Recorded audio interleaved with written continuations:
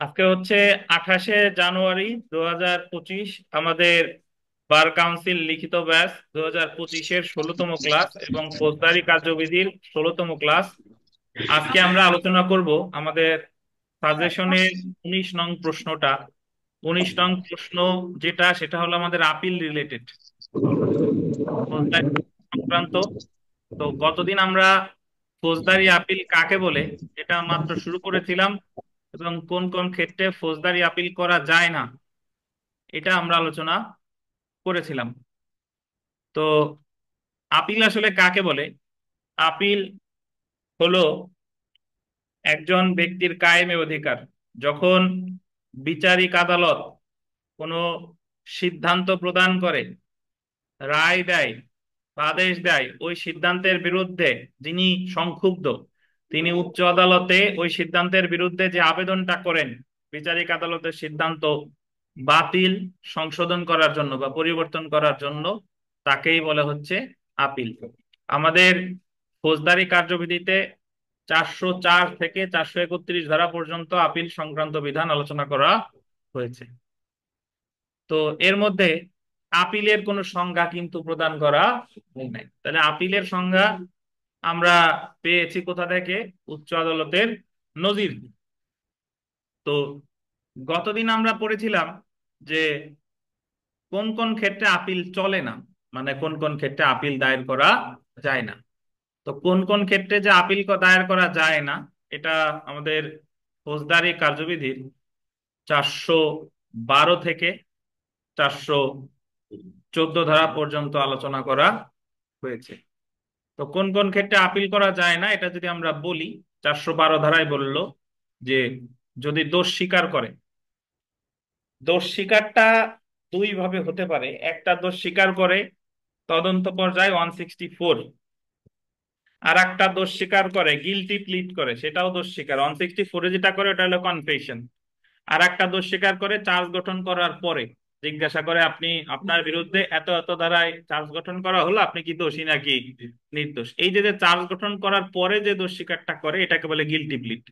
এটা ম্যাজিস্ট্রেট আদালতে করে 243 ধারায়, দায়রা আদালতে করে 265-র উপমা ধারায়। তো ওই সময় তারা যখন জিজ্ঞাসা করে আপনার বিরুদ্ধে এত এত ধারায় দোষ স্বীকার করা হলো, আপনি কি দোষী নাকি নির্দোষ। তো সে যদি বলে আমি দোষী, ম্যাজিস্ট্রেট ইচ্ছা করলে সাথে সাথে সাজা দিতে পারে, বা দায়রা আদালত ইচ্ছা করলে সাথে সাথে সাজা দিতে পারে। যদি সাজা দিয়ে ফেলে তাহলে ওই সাজার বিরুদ্ধে আপিল করা যাবে না। যেহেতু আপিল করা যাবে না সেহেতু কি করা যাবে? রিভিশন করা যাবে। তবে দোষ স্বীকার করলেও কিছু কিছু ক্ষেত্রে আপিল করা যেতে পারে, দণ্ডের বৈধতা বা যৌক্তিকতার ক্ষেত্রে। যেরকম ওই ধারায় সাজা দেওয়ার অনুমতি আছে 1 মাস, দিয়ে দিছে 1.5 মাস। ওই ধারায় সশ্রম কারাদণ্ড দেওয়ার কোনো বিধান নাই, দিয়ে দিছে সশ্রম। বা এরকম যদি কোনো ভুল করে থাকে তাহলে সেই ক্ষেত্রে আপিল করা যায়। আর একটা কথা বলে রাখা ভালো যে আপিল হচ্ছে একটা কায়েমী অধিকার। কায়েমী অধিকার কাকে বলে? যে অধিকার থেকে কাউকে কখনো বঞ্চিত করা যায় না। আমাদের ফৌজদারি কার্যবিধির 418 ধারায় বলা হয়েছে আপিল দুইটা ক্ষেত্রে হয়, ঘটনাগত প্রশ্নের ক্ষেত্রেও হয়, আইনগত প্রশ্নের ক্ষেত্রেও হয়। অর্থাৎ আদালত যদি কোনো ঘটনাগত ভুল করে সেই ক্ষেত্রেও আপিল হতে পারে, অথবা যদি আইনগত কোনো ভুল করে সেই ক্ষেত্রেও কি বলেন, আপিল হতে পারে। তো 413 ধারায় পেটি কেসের ক্ষেত্রেও আপিল হবে না। পেটি কেসেস, তুচ্ছ মামলার ক্ষেত্রে আমি কিভাবে বুঝবো তুচ্ছ মামলা? গতদিন বিস্তারিত আলোচনা করেছিলাম। দায়রা আদালত যদি অনধিক 1 মাসের কারাদণ্ড দেয়, এখানে দায়রা আদালত বলতে বোঝানো হয়েছে দায়রা জজ, অতিরিক্ত দায়রা জজ আর কি যুগ্ম দায়রা জজ। তো তারা যদি অনধিক 1 মাস কারাদণ্ড দেয় তাহলে ওই কারাদণ্ডের বিরুদ্ধে অভিযুক্ত ব্যক্তি আপিল করতে পারবে না।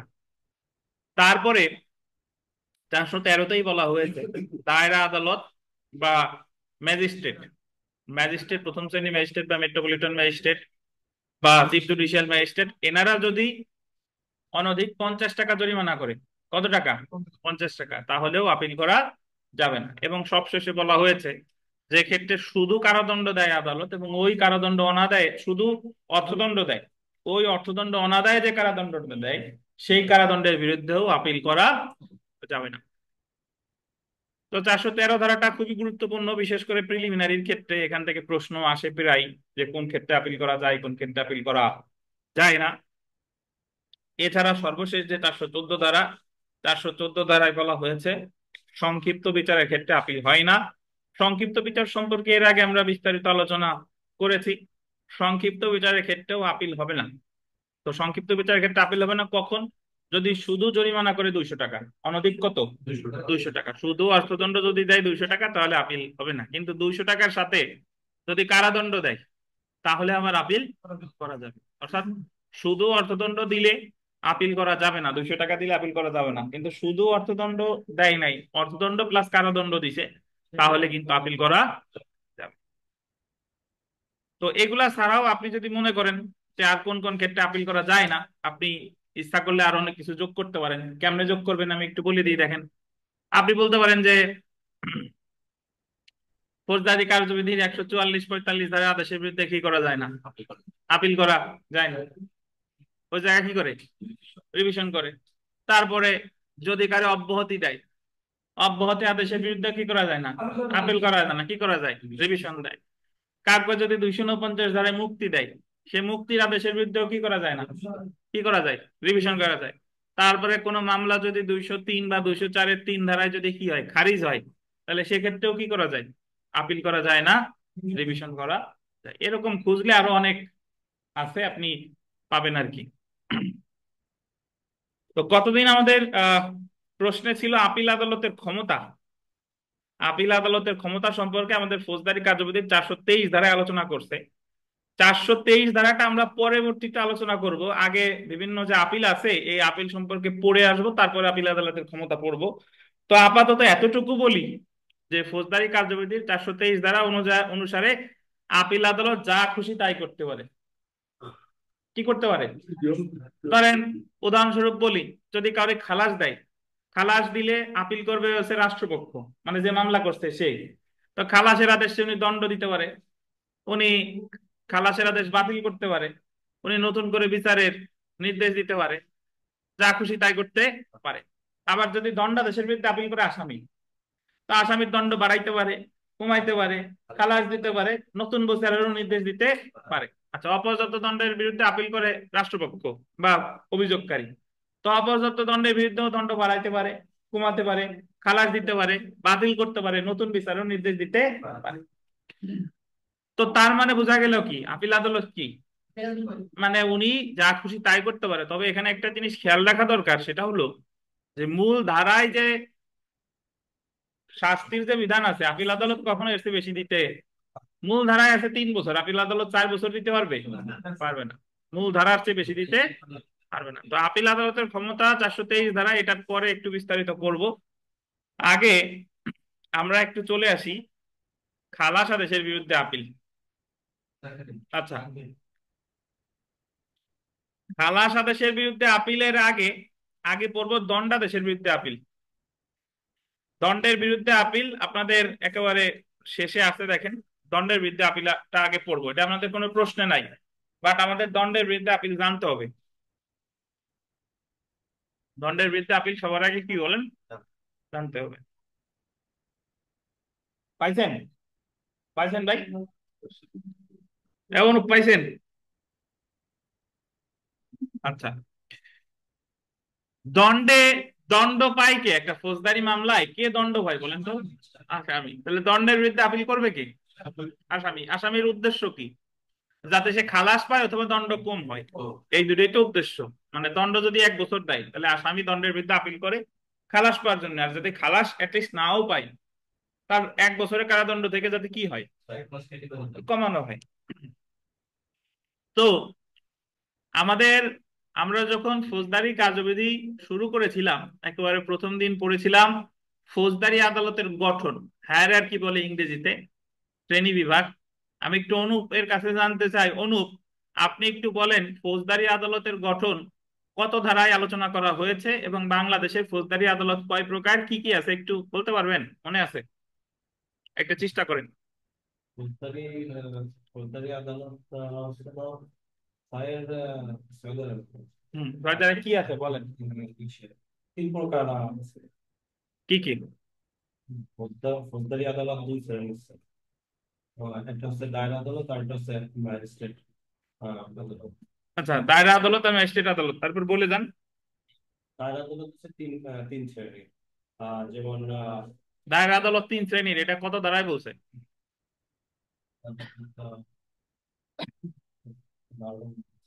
দুই ছয় পাঁচ নয় না। আচ্ছা, বলেন না বলেন না, ওনারে মনে করে দিতেন, উনি একটু বই খাতাতে দৌড়িয়ে আছে। দায়রা আদালত তিন শ্রেণীর, এটা তো মনে থাকা উচিত। তিন শ্রেণীর, 9 ধারায় বলছে। আচ্ছা, ম্যাজিস্ট্রেট আদালত তিন শ্রেণী কি কি নাম বলেন দায়রা আদালত? ম্যাজিস্ট্রেট তিন আছে, টোটাল চার আছে। অর্থাৎ দায়রা আদালত তিন শ্রেণীর নাম বলেন। হলো যুগ্ম দায়রা জজ, সিনিয়র সরকারি দায়রা জজ, আর হলো বলেন, ওরা বলতে দেন। যুগ্ম দায়রা জজ, সিনিয়র সহকারী দায়রা জজ, আর কে? আর হচ্ছে হলো, দায়রা আর আছে দায়রা জজ। আর অতিরিক্ত দায়রা জজ কোন জায়গায় যাবে? অতিরিক্ত তাহলে এই সাইড আপনার হিসেবে চারটি হয়, বাদ দেবেন আছে, কোনটারে? তিনটা আছে। আপনি চারটা বলছেন না, যুগ্ম দায়রা জজ, সিনিয়র সহকারী দায়রা জজ, কোনটা বাদ দেবেন, কোনটা চারটের ভিতর? যুগ্ম দায়রা জজ, অতিরিক্ত দায়রা জজ এবং জেলা দায়রা জজ। জেলা দায়রা জজ। দায়রা জজ, নার্ভাস হবেন না।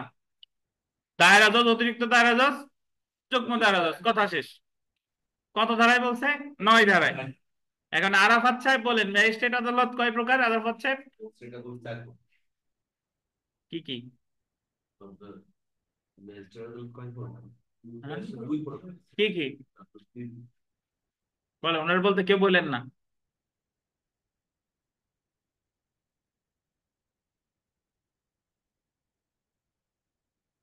তো বদনাম করবেন না আপনারা আমার। যেই শুনবেন না যে কার কাছে পড়ো, অমুকের কাছে পড়ি, তো জিজ্ঞেস করবেন, এই বলতে পারবেন না না। ম্যাজিস্ট্রেট হলো চার প্রকার।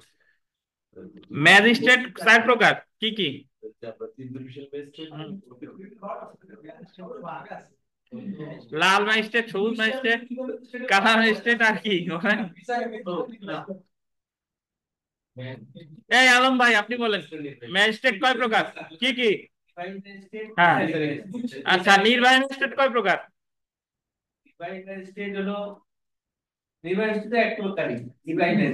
নির্বাহী ম্যাজিস্ট্রেট কোন শ্রেণী নাই?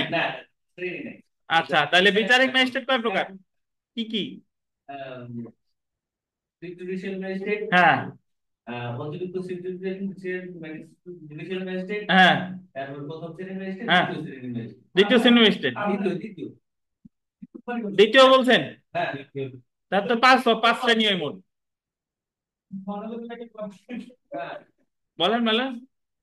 জুডিশিয়াল ম্যাজিস্ট্রেট হ্যাঁ। অতিরিক্ত তো দুটোই করে। শুধু judicial magistrate? Chief judicial magistrate. Chief judicial magistrate, তারপরে?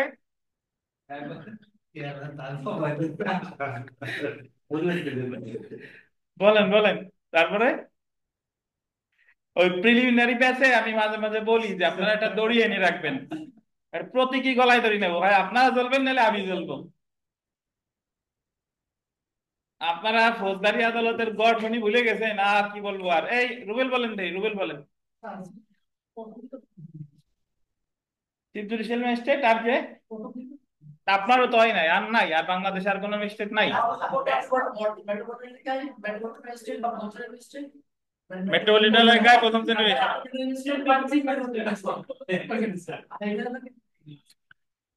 আচ্ছা, মেট্রোপলিটন এলাকায় চিফ মেট্রোপলিটন ম্যাজিস্ট্রেট বা অতিরিক্ত, মানে চিফ মেট্রোপলিটন ম্যাজিস্ট্রেট তো আছেই, উনার সাথে যোগেও অতিরিক্ত চিফ মেট্রোপলিটন ম্যাজিস্ট্রেট, এবং সেই সাথে হলো মেট্রোপলিটন ম্যাজিস্ট্রেট। এখানে উল্লেখ করা দরকার যে অতিরিক্ত চিফ মেট্রোপলিটন ম্যাজিস্ট্রেট আলাদা কোনো শ্রেণী না।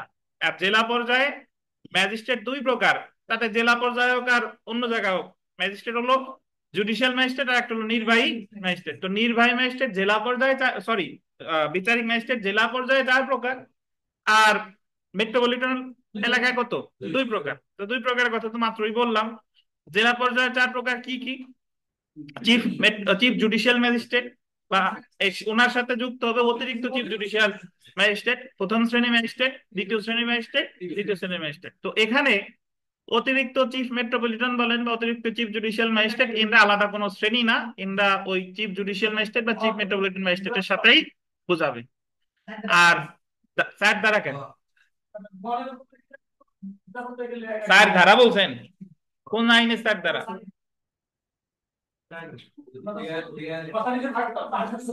আচ্ছা,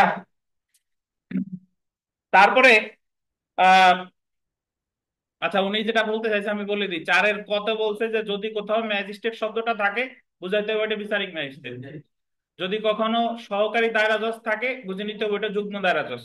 ওটা যুগ্ম দায়রা জজ। আর দায়রা আদালতের শ্রেণী বিভাগ বলছে হচ্ছে আমাদের কোথায়? 9 ধারায়।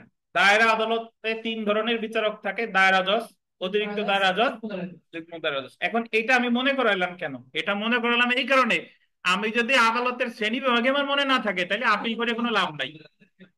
ঠিক আছে, আপিল করে কোনো লাভ নাই। আমার আগে আদালতের শ্রেণী বিভাগ মনে রাখতে হবে। তো দেখেন, আমাদের এই ফৌজদারি কার্যবিধিতে দণ্ডাদেশের বিরুদ্ধে আপিল সম্পর্কে আলোচনা করছে 407 থেকে 410 ধারা। 407 থেকে 410 ধারা। 407 ধারায় আমরা প্রথমে আসি, চিফ জুডিশিয়াল ম্যাজিস্ট্রেটের আপিল এখতিয়ার। 407 ধারায় আপিলটা করতে হবে কার কাছে? চিফ জুডিশিয়াল ম্যাজিস্ট্রেটের কাছে। তো 407 ধারায় বলতেছে যে দ্বিতীয় এবং তৃতীয় শ্রেণীর ম্যাজিস্ট্রেট যদি কোনো দণ্ড দেয়, কে কে? দ্বিতীয় আর তৃতীয় শ্রেণীর ম্যাজিস্ট্রেট যদি কোনো দণ্ড দেয় তাহলে আপিল করতে হবে আসামিকে 407 ধারায় কার কাছে? চিফ জুডিশিয়াল ম্যাজিস্ট্রেটের কাছে। বুঝতে পারছেন? তাহলে 407 ধারায় শুধু আপিল এখতিয়ার আছে চিফ জুডিশিয়াল ম্যাজিস্ট্রেটের। এখানে চিফ জুডিশিয়াল ম্যাজিস্ট্রেটে কার কার কাছে কার কার আদেশের বিরুদ্ধে আপিল করবেন? দ্বিতীয় এবং তৃতীয় শ্রেণীর ম্যাজিস্ট্রেট। আচ্ছা, ধন্যবাদ। এখন আমরা জানি যে জেলা পর্যায়ে তিনি চিফ জুডিশিয়াল ম্যাজিস্ট্রেট, মেট্রোপলিটন এলাকায় তিনি কি? Chief metropolitan magistrate. এখন আপনি যদি ভেবে থাকেন যে জেলা পর্যায়ে যেহেতু চিফ জুডিশিয়াল ম্যাজিস্ট্রেটের আপিল এখতিয়ার 407, তাহলে মেট্রোপলিটন এলাকায়ও মনে হয় চিফ মেট্রোপলিটন ম্যাজিস্ট্রেটের এখতিয়ার 407। না, নাই। কারণ আমরা মাত্র লক্ষ্য করলাম যে 407-এ চিফ জুডিশিয়ালের কাছে আপিল করে দ্বিতীয় তৃতীয় শ্রেণী ম্যাজিস্ট্রেট, বাট মেট্রোপলিটন এলাকায় কি দ্বিতীয় তৃতীয় শ্রেণী ম্যাজিস্ট্রেট আছে? নাই। অনুপ বুঝেন কিনা? কারণ মেট্রোপলিটন ম্যাজিস্ট্রেট হচ্ছে একজন প্রথম শ্রেণীর ম্যাজিস্ট্রেট পদমর্যাদার। সো মহানগর এলাকায় দণ্ডাদেশের ক্ষেত্রে চিফ মেট্রোপলিটন ম্যাজিস্ট্রেটের কোনো আপিলের এখতিয়ার নাই। এইটুক তো বোঝা গেছে নাকি? এইটুকু একটু পড়ি দেখেন, তারপরে আবার সামনে আগাবানি। লাইট জ্বালাই দেন, লাইট অন করে দেন। দণ্ডাদেশের বিরুদ্ধে আপিল। দণ্ডাদেশের বিরুদ্ধে আপিল সম্পর্কে ফৌজদারি কার্যবিধি 1898 407 থেকে 410 ধারা পর্যন্ত আলোচনা করা হয়েছে। দণ্ডাদেশের বিরুদ্ধে যিনি আপিল করতে পারেন, দণ্ডাদেশের বিরুদ্ধে গোল দিবেন দণ্ডিত ব্যক্তি আপিল করতে পারেন। দণ্ডাদেশের বিরুদ্ধে যে আদালতে আপিল করা যায়, চিফ জুডিশিয়াল ম্যাজিস্ট্রেট 407 ধারা, দায়রা জজ বা মহানগর দায়রা জজ কত? 408 ধারা, আর হাইকোর্ট বিভাগ 408 ও 410 ধারায়। তাহলে শুধু চিফ জুডিশিয়াল ম্যাজিস্ট্রেট 407, দায়রা জজ বা মহানগর দায়রা জজ 408, আর হাইকোর্ট বিভাগে কত? 408, এর সাথে 410। তো আমরা প্রথমে চলে আসি। দেখেন যে দণ্ডাদেশের বিরুদ্ধে যখন চিফ জুডিশিয়াল ম্যাজিস্ট্রেট আদালতে আপিল করা হয়, 407 ধারা অনুসারে তৃতীয় বা তৃতীয় শ্রেণীর ম্যাজিস্ট্রেট কোনো দণ্ড প্রদান করলে উক্ত দণ্ডের বিরুদ্ধে আপিল হবে চিফ জুডিশিয়াল ম্যাজিস্ট্রেট আদালতে। ঠিক আছে? দ্বিতীয় বা তৃতীয় শ্রেণীর ম্যাজিস্ট্রেট দণ্ড দিলে আপিল হবে কার কাছে? চিফ জুডিশিয়াল ম্যাজিস্ট্রেট আদালতে। যেহেতু মহানগর এলাকায় দ্বিতীয় বা তৃতীয় শ্রেণীর ম্যাজিস্ট্রেট নেই, তাই দণ্ডাদেশের ক্ষেত্রে চিফ মেট্রোপলিটন ম্যাজিস্ট্রেটের আপিল এখতিয়ার নেই। তামাদি মেয়াদ দেখেন, তামাদি আইন 1908-এর 154 অনুচ্ছেদ অনুসারে কতদিন? 30 দিন। অর্থাৎ দণ্ডাদেশের 30 দিনের মধ্যে আপিল করতে হবে কার কাছে? চিফ জুডিশিয়াল ম্যাজিস্ট্রেটের কাছে। তো যারা প্রিলিমিনারি পরীক্ষার্থী আছেন তাদের জন্য গুরুত্বপূর্ণ যে দণ্ডাদেশের ক্ষেত্রে নিম্নের কোন আদালতের আপিল এখতিয়ার নেই? অপশনে চিফ জুডিশিয়াল ম্যাজিস্ট্রেট আছে, দায়রা জজ আছে, হাইকোর্ট বিভাগ আছে, চিফ মেট্রোপলিটন ম্যাজিস্ট্রেট কার নাই? চিফ মেট্রোপলিটন ম্যাজিস্ট্রেটের আপিল এখতিয়ার। এটুক তো বোঝা গেছে? জি। তো এখন আমরা চলে আসি দণ্ডাদেশের বিরুদ্ধে যখন দায়রা জজ বা মহানগর দায়রা জজের কাছে আপিল করা যাবে। তো বইতে পরে আগে একটু এখানে একটু মনে রাখেন। বলেন তো যে ওই জায়গায় তো দ্বিতীয় দ্বিতীয় দণ্ড দিলে আপিল করলাম চিফ জুডিশিয়াল ম্যাজিস্ট্রেটের কাছে, তাহলে বাদ থাকলো কে? প্রথম শ্রেণী ম্যাজিস্ট্রেট। প্রথম শ্রেণী ম্যাজিস্ট্রেট বা যুগ্ম দায়রা জজ, প্রথম শ্রেণীর ম্যাজিস্ট্রেট যে কারাদণ্ডই দেখ না কেন, ওনার যার ক্ষমতা আছে, যদি সর্বোচ্চ দেয় কোনো সমস্যা নাই। আর যুগ্ম দায়রা জজ যদি 5 বছর পর্যন্ত কারাদণ্ড দেয়, তাহলে এই দুইটা আপিল হবে কার কাছে? 408 ধারায় দায়রা জজের কাছে, বা মেট্রোপলিটন ম্যাজিস্ট্রেট বা মহানগর যুগ্ম দায়রা জজ যদি 5 বছর পর্যন্ত কারাদণ্ড দেয়, তাহলে আপিল হবে মহানগর দায়রা জজের কাছে। এই কথাই বললো কত ধারায়? 408 ধারায়। বুঝতে পারছেন? এই যে দেখেন, 408 ধারা অনুসারে প্রথম শ্রেণীর ম্যাজিস্ট্রেট বা মেট্রোপলিটন ম্যাজিস্ট্রেট কোনো দণ্ড দিলে বা যুগ্ম দায়রা জজ 5 বছর কারাদণ্ড দিলে, উক্ত দণ্ডের বিরুদ্ধে আপিল হবে দায়রা জজ বা মহানগর দায়রা জজ এর নিকট। এখন অনুপ দেখি পারেন কিনা। অনুপ, আপনার বেশি বেশি বেশি ধরি, তাতে পড়াশোনায় ফেরত আসেন। অনুপ বলেন, প্রথম শ্রেণীর ম্যাজিস্ট্রেট কি দণ্ড দিতে পারে সর্বোচ্চ? ম্যাজিস্ট্রেট স্যার দিতে পারে 5 বছর স্যার। প্রথম শ্রেণীর ম্যাজিস্ট্রেট কখন 7 বছর কারাদণ্ড দিতে পারে? অনুপ বলেন, কেউ বলবেন না। বিশেষ যদি ই দেয়া থাকে স্যার। বিশেষ ক্ষমতা কত দ্বারাই পারে মনে আছে? 29 গ। না, 29 গতে হলো ওনারে বিচারের ক্ষেত্রে বিশেষ ক্ষমতা দিয়েছে, আর উনি দণ্ড প্রদানের বিশেষ ক্ষমতা হলো 33 ক। 33 অর্থাৎ একজন প্রথম শ্রেণী ম্যাজিস্ট্রেট তার সাধারণ ক্ষমতা বলে দিতে পারে সর্বোচ্চ 5 বছর 32 ধারা অনুসারে। আর একজন প্রথম শ্রেণী ম্যাজিস্ট্রেট বিশেষ ক্ষমতা বলে সর্বোচ্চ কারাদণ্ড দিতে পারে কত বছর? 33 ক ধারা অনুসারে 7 বছর। তাহলে উনি 5 বছর দেখ বা 7 বছর দেখ, প্রথম শ্রেণী ম্যাজিস্ট্রেট বা মেট্রোপলিটন ম্যাজিস্ট্রেট হইলেই সর্বদা আপিল কার কাছে? দায়রা জজ। কিন্তু যুগ্ম দায়রা জজ 31 ধারার 31-এর সাবসেকশন 3 অনুসারে যুগ্ম দায়রা জজ সর্বোচ্চ সাজা দিতে পারে 10 বছর। কত বছর? 10 বছর। কিন্তু 10 বছর উনি যদি 5 বছর পর্যন্ত দেয়, তাহলে আপিল হবে দায়রা জজের কাছে। আর 5 বছরের একদিন বেশি হলে আপিল কার কাছে?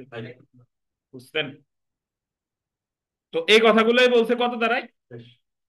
408 ধারায়। এছাড়া একজন বাকি থেকে গেছে, যদি চিফ জুডিশিয়াল ম্যাজিস্ট্রেট বা অতিরিক্ত চিফ জুডিশিয়াল ম্যাজিস্ট্রেট ইনরা যদি দণ্ড দেয়, তাহলে কি হবে? তাহলেও দায়রা জজের কাছেই যাবেন। বাট আপনি যদি ফৌজদারি কার্যবিধি তন্ন তন্ন করে খুঁজেন, ওই জায়গা কোনো জায়গা বলা নাই যে চিফ স্যার দণ্ড দিলে কার কাছে আপিল হবে। কার কাছে আপিল হবে? তাহলে এটা বলা আছে কোথায়? এই যে দেখেন, একটা অর্ডিন্যান্স আছে, দ্য সেশন জাজ বাইট অর্ডিন্যান্স নং এত 1984 সালের। এর বিধান অনুসারে 29 গ ধারায় ক্ষমতাপ্রাপ্ত চিফ জুডিশিয়াল বা চিফ মেট্রোপলিটন ম্যাজিস্ট্রেট বা বিশেষ ম্যাজিস্ট্রেট 33 ক ধারায় 7 বছর কারাদণ্ড প্রদান করলেও উক্ত দণ্ডাদেশের বিরুদ্ধে আপিল হবে দায়রা জজ বা মহানগর দায়রা জজ আদালত। তাহলে এই জায়গায় স্যার দ্বিতীয় তৃতীয় বাদে আর যে দিকদার এটা মনে ধরে হ্যাঁ, দ্বিতীয় তৃতীয় বাদে তো আর থাকেই প্রথম শ্রেণী, আর যে দিক দিলে তো আর মানে, আর যুগ্মর কথা বললে যুগ্ম কত? 5 বছর। জি। বা দেখেন, সরকার বা দায়রা জজ নির্দেশ দিলে, আন্ডারলাইন করবেন, অতিরিক্ত দায়রা জজ দণ্ডাদেশের বিরুদ্ধে আপিল এখতিয়ার প্রয়োগ করতে পারে। সরকার বা দায়রা জজ যদি নির্দেশ দেয়, তাহলে অতিরিক্ত দায়রা জজও দণ্ডাদেশের বিরুদ্ধে আপিল এখতিয়ার প্রয়োগ করতে পারে। ব্র্যাকেটে একটু লেখেন 409 ধারা। 409 ধারা। অতিরিক্ত দায়রা জজেরও আপিল এখতিয়ার আছে। এটা আছে কত ধারায়? 409।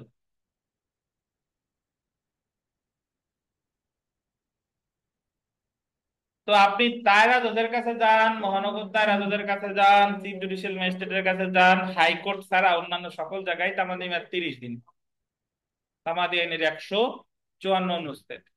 এই যে দেখেন, 154 অনুচ্ছেদ অনুসারে 30 দিন। তাহলে আমরা 3 জায়গায় আপিল এখতিয়ার পড়ছি। দেখেন, চিফ জুডিশিয়াল ম্যাজিস্ট্রেটের কাছে, দায়রা জজ বা মহানগর দায়রা জজের কাছে, আর অতিরিক্ত দায়রা জজের কাছে। বলেন তো, অতিরিক্ত দায়রা জজের কাছে আপিল এখতিয়ার উনি প্রয়োগ করতে পারে ফৌজদারি কার্যবিধির কত ধারায়?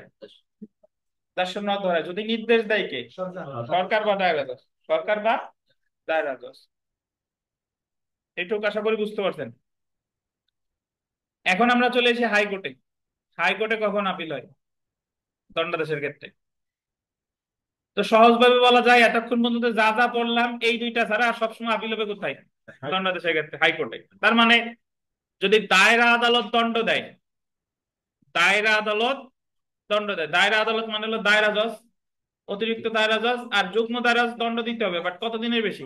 5 বছরের বেশি। তাহলে আপিল হবে কার কাছে? হাইকোর্ট। দেখেন, আর হাইকোর্টের আপিল এক্টের অ্যাকচুয়ালি বলছে দুইটা ধারায়, 408 আর 410। 408 ধারা অনুসারে যুগ্ম দায়রা জজ 5 বছরের বেশি কারাদণ্ড দিলে বা 124 ক ধারায় ম্যাজিস্ট্রেট আদালত কোনো দণ্ড দিলে উক্ত দণ্ডের বিরুদ্ধে আপিল হবে হাইকোর্ট বিভাগে। এটা একটু বলতেন, এটা গুরুত্বপূর্ণ কথা। 124 ক ধারায় ম্যাজিস্ট্রেট আদালত কোনো দণ্ড দিলে, 124 ক ধারায় আহ আছে কি মনে আছে কারো? রাষ্ট্রদ্রোহিতা। রাষ্ট্রদ্রোহিতা কি রাষ্ট্রের বিরুদ্ধে অপরাধ? আমানুর সাহেব, রাষ্ট্রদ্রোহিতা কি?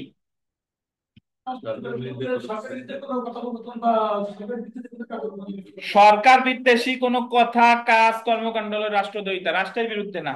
কার বিরুদ্ধে? সরকারের বিরুদ্ধে। তো রাষ্ট্রদ্রোহিতার অপরাধ যদি কোনো ম্যাজিস্ট্রেট করে এবং তিনি যদি প্রথম শ্রেণী ম্যাজিস্ট্রেট হন, কোনো দণ্ড দিলে নর্মালি প্রথম শ্রেণী ম্যাজিস্ট্রেটের দণ্ডের বিরুদ্ধে আপিল করতে হয় দায়রা জজের কাছে। কিন্তু এটা একটা ব্যতিক্রম। রাষ্ট্রদ্রোহিতার মামলায় ম্যাজিস্ট্রেট কোনো দণ্ড দিলেই আপিল চলে যাবে 408 ধারায় কার কাছে? হাইকোর্ট বিভাগে। বুঝতে পারছেন? তাহলে 408 ধারায় হাইকোর্টের কাছে কখন কখন আপিল যাচ্ছে? যদি যুগ্ম দায়রা জজ দণ্ড দেয় কয় বছরের বেশি, অথবা ম্যাজিস্ট্রেট যদি কোন ধরনের মামলায় দণ্ড দেয়? রাষ্ট্রদ্রোহিতা মামলায়।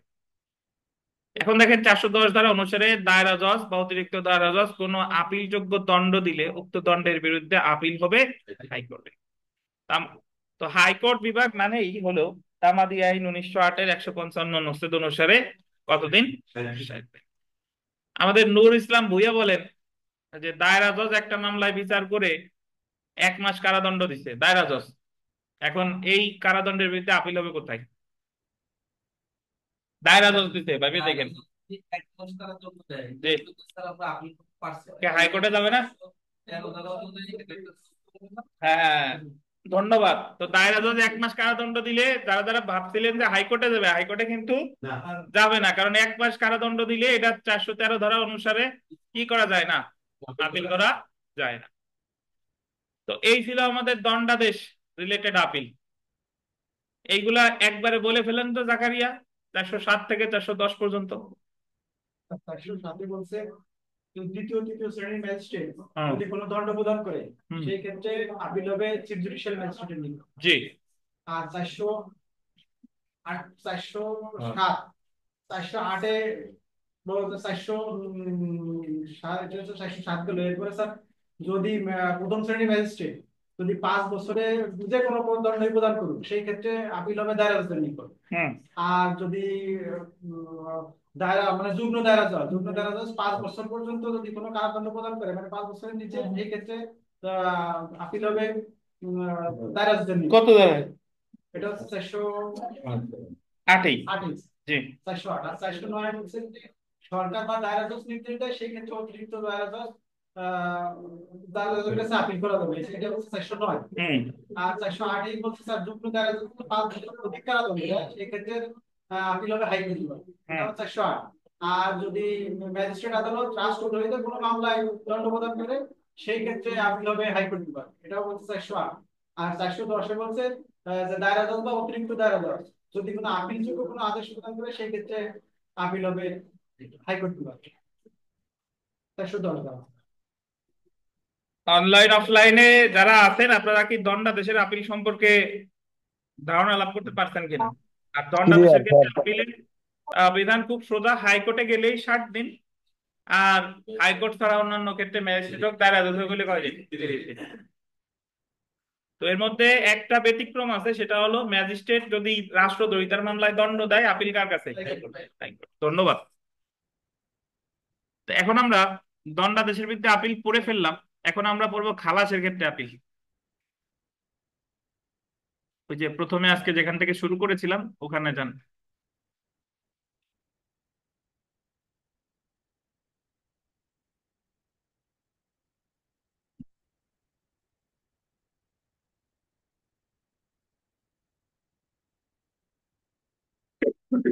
এই আরাফাত সাহেব, খালাস পায় কে?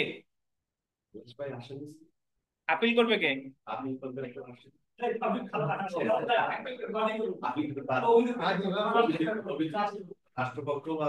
তাহলে তাহলে বলে ফেলছেন নাকি? খালাস পায় আসামি, আপিলও যদি আসামি করে তাহলে আসামি চাচ্ছে যে আমারে কেন খালাস দিলা, আমার ভিতরে ঢোকাও। তো একটা সময় আসামি চাই যে আমার চাইলো না ভিতরে ঢোকাও, এই সময়টা হলো কখন, যখন কোনো ওই আপনার মৃত্যুদণ্ডপ্রাপ্ত আসামি যখন দীর্ঘদিন যাবৎ 20-30 বছর কারাদণ্ডের কারাগারের ভিতরে থেকে গেছে, ধরেন 30 বছর সে ওই কারাগারের ভিতরেই আছে, তখন ওই মুহূর্তে অধিকাংশ লোকরে মানে চাই না, যে দেখা গেলো বাইরে যদি কেউ থাকে তাইলে মন চায়, কিন্তু বাইরে তার ছেলে মেয়ে নাতিপুতি ধরেন কেউই নাই, তাহলে তার ওই জায়গায় একটা মহব্বত সৃষ্টি হয়ে যায়। জি, তো যাই হোক, খালাস পায় হচ্ছে আসামি। আর তাহলে এই জায়গায় সংক্ষুব্ধ কে, যিনি মামলা করছে সে, কারণ সে মামলা করছে তারপরেও সে খালাস পেয়ে গেছে, মামলা করছে হচ্ছে নালিশকারী, অথবা জিয়ার মামলা হইলে কে, রাষ্ট্রপক্ষ। তো খালাসের বিরুদ্ধে আপিল করবে নালিশকারী অথবা পিপি, নালিশকারী অথবা কি, পিপি। শুনেন, খালাসের বিরুদ্ধে আপিল সম্পর্কে একটা ধারায় আলোচনা করছে, সেই ধারাটা হলো 417। কত বলেন? 417। তো আমরা দণ্ডাদেশের ক্ষেত্রে আপিল করতো কে, আসামি। আর খালাসের ক্ষেত্রে আপিল তাহলে কে করতেছে, বাদী বা রাষ্ট্রপক্ষ। জি, দণ্ডাদেশের ক্ষেত্রে আপিল সম্পর্কে আলোচনা করছিল কত ধারা থেকে কত ধারা, 407 থেকে 410। আর খালাসের ক্ষেত্রে আপিল কত, 417, 417। দণ্ডাদেশের ক্ষেত্রে আপিল কয়টা আদালতে দায়ের করা যেত, ওই যে আমরা 407 হলো চিফ জুডিশিয়াল ম্যাজিস্ট্রেট, 8-এ দায়রা জজ, 9-এ অতিরিক্ত দায়রা জজ, 10-এ কি, হাইকোর্ট। কিন্তু খালাসের ক্ষেত্রে আপিল করা যায় দুইটা আদালতে, দায়রা জজ বা মহানগর দায়রা জজ, আর হলো হাইকোর্ট বিভাগ। কে কে, দায়রা জজ বা মহানগর দায়রা জজ, আর একটা কি, হাইকোর্ট। এখন খালাসের ক্ষেত্রে সূত্র সুজা ভাই, ম্যাজিস্ট্রেট আদালত খালাস দিলেই আপিল করতে হবে দায়রা জজের কাছে, আর দায়রা আদালত খালাস দিলে আপিল করতে হবে কার কাছে। এখানে দায়রা আদালত বুঝাচ্ছে দায়রা জজ, অতিরিক্ত দায়রা জজ, যুগ্ম দায়রা জজ, এরা যদি খালাস দেয় তাহলে আপিল কার কাছে, হাইকোর্টে। তাহলে দণ্ডের মতো অত পেঁচাপেচি নাই, এই জায়গায় আপনি জাস্ট মনে রাখবেন, যে কোনো ম্যাজিস্ট্রেট আদালত যদি খালাস দেয় তাহলে আপিল কার কাছে, দায়রা জজের কাছে। আর দায়রা আদালত যদি খালাস দেয়, দ্যাট মিনস আপনার হাই দায়রা জজ, অতিরিক্ত দায়রা জজ, যুগ্ম দায়রা জজ, তাইলে আপিল কোথায়, হাইকোর্ট। এ হলো কথা, বুঝছেন? আর একটা কথা আছে যে খালাসের ক্ষেত্রে য- আপিল করে হলো সিআর মামলার ক্ষেত্রে নালিশকারী, সিআর মামলার ক্ষেত্রে কে, নালিশকারী। আর জিআর মামলার ক্ষেত্রে পিপি, জিআর মামলার ক্ষেত্রে কে বলেন, পিপি। তাহলে যদি জিআর মামলাটা তৃতীয় শ্রেণী ম্যাজিস্ট্রেট আদালতে আছে, তাহলে এই খালাস যদি ওই জিআর মামলায় খালাস দেয়, আপিল কে করবে, পিপি। কোথায় করবে, তৃতীয় শ্রেণী ম্যাজিস্ট্রেট খালাস দিতে, ম্যাজিস্ট্রেট খালাস দিলে আপিল কার কাছে, দায়রা জজ। আর দায়রা আদালত যদি খালাস দিত তাহলে কার কাছে, সূত্র কিন্তু সহজ। তো এছাড়া খালাসের ক্ষেত্রে আর একটা জিনিস মনে রাখতে হবে, যে খালাসের ক্ষেত্রে দ্বিতীয় আপিল করা যায়। কি করা যায়, দ্বিতীয় আপিল মানে, ধরেন ওই যে একটু আগে যে উদাহরণটা দিলাম, তৃতীয় শ্রেণী ম্যাজিস্ট্রেট খালাস দিছে, পিপি আপিল করছে দায়রা জজের কাছে, দায়রা জজ আপিলে খালাস দিছে, তাহলে পিপি এই জায়গায় আপিল করবে কোথায়, হাইকোর্ট বিভাগ। কিন্তু দণ্ডাদেশের ক্ষেত্রে আসামি দ্বিতীয় আপিল করতে পারে না। ধরেন দ্বিতীয় শ্রেণী ম্যাজিস্ট্রেট দণ্ড দিছে, আসামি আপিল করলো চিফ স্যারের কাছে, চিফ স্যারও দণ্ড বহাল রাখছে, তাহলে আসামি আর আপিল করতে পারে না, আসামি ক্ষেত্রে করবে রিভিশন। ঠিক আছে? তাহলে খালাসের ক্ষেত্রে পিপি দ্বিতীয় আপিল করতে, এ হলো আপনার খালাস। খালাসের বিরুদ্ধে আপিল করে কে, পিপি বা বাদী বা নালিশকারী। কোন আদালতে, দায়রা জজ বা হাইকোর্ট বিভাগ। সিআর মামলার ক্ষেত্রে করে নালিশকারী, আর জিআর মামলার ক্ষেত্রে করে কে, রাষ্ট্রপক্ষ বা পিপি। আর খালাসের ক্ষেত্রে দ্বিতীয় আপিল কে করতে পারে, পিপি। আর একটা জিনিস মনে রাখবেন, খালাসের ক্ষেত্রে পিপি যেখানেই আপিল করুক না কেন তামাদি মেয়াদ 6 মাস, তাতে সে দায়রা জজের কাছে যাক আর হাইকোর্টে যাক, তামাদি আইনের 157 অনুচ্ছেদ অনুসারে। অপরদিকে নালিশি মামলায় আপিল করলে 60 দিন, কতদিন, 60 দিন, 417-3, 417-3। তো আমাদের একটু বিরতি, নামাজের বিরতি, নামাজ শেষে আবার ইনশাল্লাহ শুরু হবে।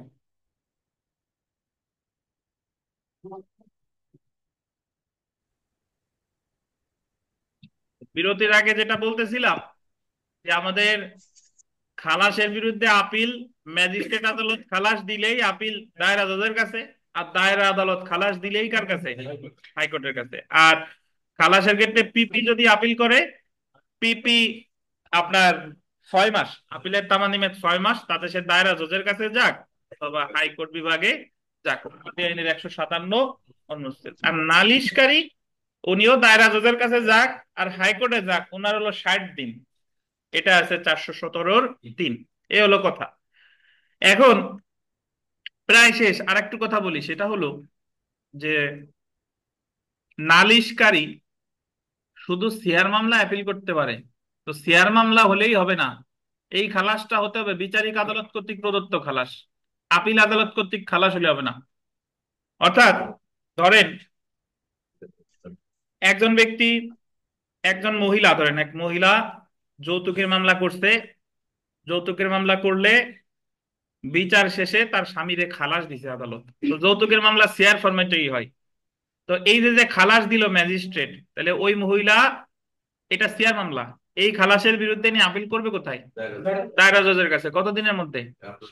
60 দিন। কিন্তু যদি এরকম হতো বিষয়টা দেখেন যে এই শেয়ার মামলায় আসামি ওনার স্বামী, আদালত ওনার স্বামীকে 1 বছরের কারাদণ্ড দিছে, তাহলে ধরেন প্রথম শ্রেণীর ম্যাজিস্ট্রেট কারাদণ্ডটা দিছে, তাহলে উনি স্বামী যে এই দণ্ডাদেশের বিরুদ্ধে আপিল করবে কোথায়? দায়রা জজের কাছে। কত ধারায়? 408। একটু আগে দণ্ডাদেশ পড়লাম না, 408 ধারায়। দায়রা জজ কিন্তু বিচারিক আদালত নয়, জায়গা কি আদালত? আপিল আদালত। দায়রা জজ ওই আপিলে ওই হাজবেন্ডে খালাস দিছে। হাজবেন্ডে কি দিছে? খালাস। এখন শেয়ার মামলাই কিন্তু ছিল, কিন্তু এই খালাসের বিরুদ্ধে নালিশকারী আপিল করতে পারবে না। কেন পারবে না জানেন? কারণ এটা মূল মামলায় প্রদত্ত খালাস না, এটা কি আপিলে প্রদত্ত খালাস। বুঝতে পারছেন? তাহলে নালিশকারী শুধু শেয়ার মামলা হলেই হবে না ভাই, এটা কি হইতে হবে? বিচারিক আদালত কর্তৃক প্রদত্ত খালাস হইতে হবে। অপরদিকে পিপি খালাস হইলেই এলো, তাতে আপিলে খালাস হোক আর মূল মামলায় খালাস হোক। ঠিক আছে, এই হচ্ছে আপনার খালাস রিলেটেড বিস্তারিত। আর একটা কথা বলে রাখি, অনেকে আমরা ভুল করি,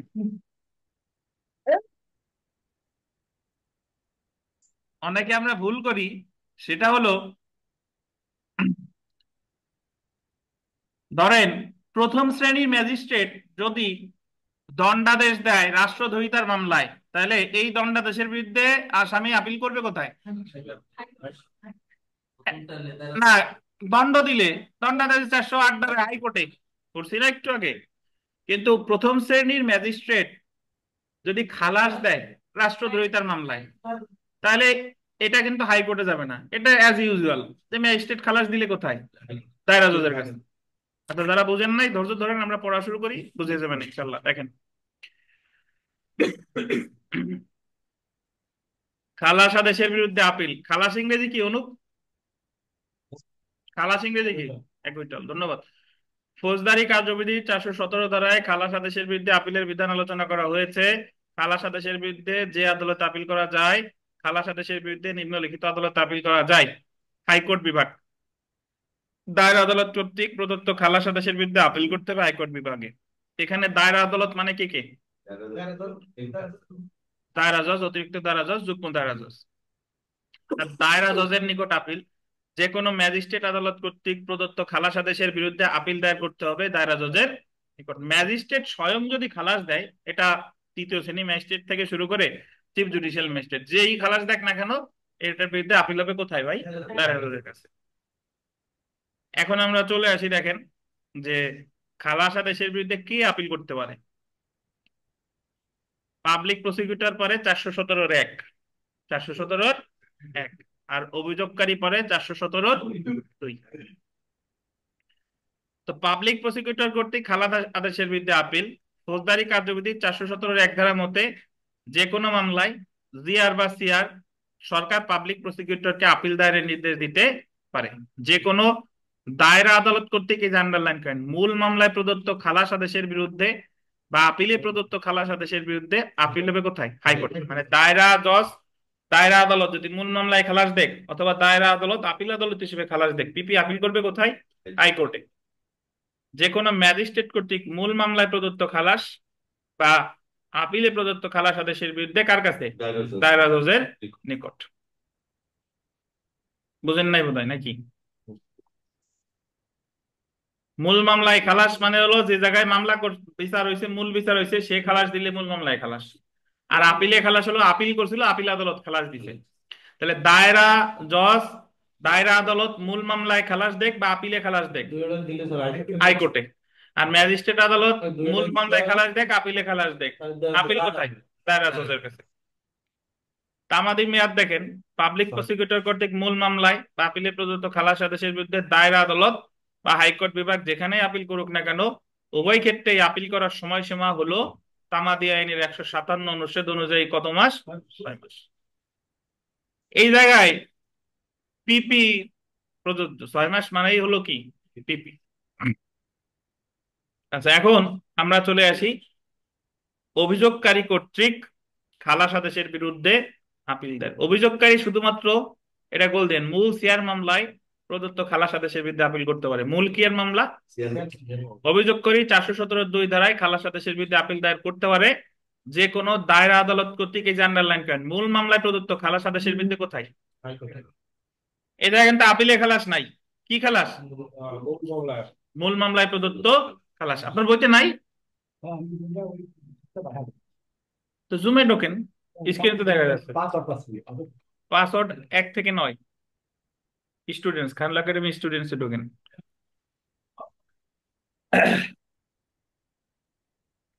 যে কোনো ম্যাজিস্ট্রেট কর্তৃক মূল মামলায় প্রদত্ত খালাস আদেশের বিরুদ্ধে দায়রা জজের কাছে। তাহলে এখানে বিশেষভাবে উল্লেখ্য যে অভিযোগকারী শুধুমাত্র নালিশি মামলায় বা সিআর মামলায় প্রদত্ত খালাস আদেশের বিরুদ্ধে আপিল দায়ের করতে পারে। শুধুমাত্র নালিশি মামলা হলেই হবে না, একই সাথে প্রমাণ করতে হবে, আন্ডারলাইন করেন, খালাস আদেশে আইনগত ভুল আছে এবং উক্ত আইনগত ভুলের কারণে ন্যায় বিচার ব্যাহত হয়েছে। তামাদি মেয়াদ দেখেন, ফৌজদারি কার্যবিধির 417(3) ধারা অনুযায়ী অভিযোগকারী কর্তৃক খালাস আদেশের বিরুদ্ধে আপিল দায়েরের সময় হলো কতদিন? 60 দিন। দায়রা জজ বা হাইকোর্ট বিভাগ যেখানে আপিল দায়ের করা, বুঝতে পারছেন? আচ্ছা, দ্বিতীয় আপিলের বিধান দেখেন।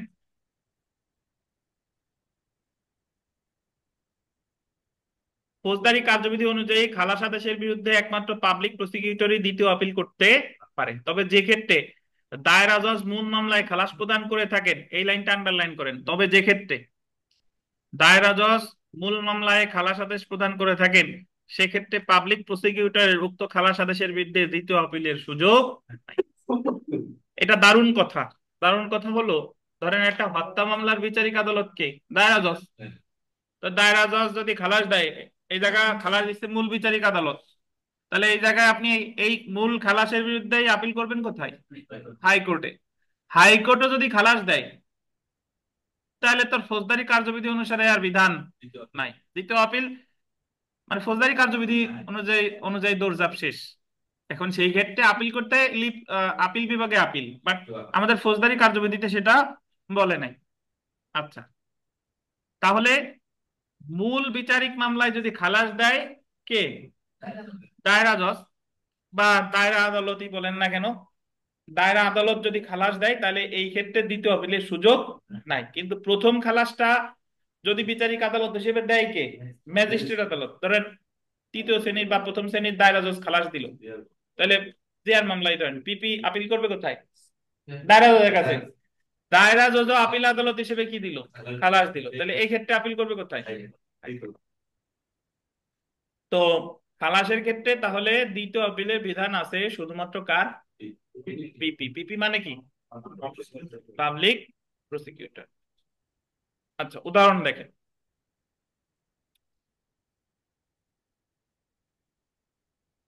প্রথম শ্রেণীর ম্যাজিস্ট্রেট একটি জিআর মামলায় আসামিকে খালাস দিলে পিপি উক্ত খালাস আদেশের বিরুদ্ধে দায়রা জজ আদালতে রিভিশন করেন। কোনটা? হ্যাঁ, রিভিশন কেটে আপিল লেখেন। জি, ধন্যবাদ। ওখানে রিভিশন হবে না, আপিল হবে।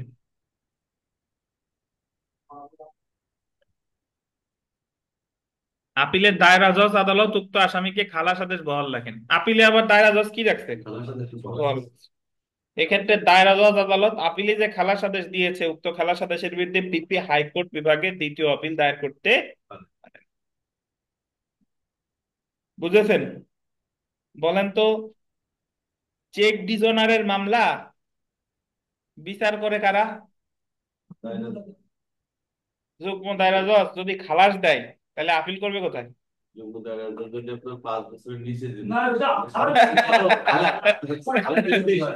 যুগ্ম দায়রা জজ চেকের মামলায় খালাস দিলে আপিল কোথায়? হাইকোর্ট। কিন্তু যুগ্ম দায়রা জজ যদি কারাদণ্ড দেয় আপিল কোথায়? আর চেকের মামলা তো আর 5 বছর দিতে পারে না, তাহলে সেই ক্ষেত্রে কোথায়? দায়রা জজ। বুঝলেন?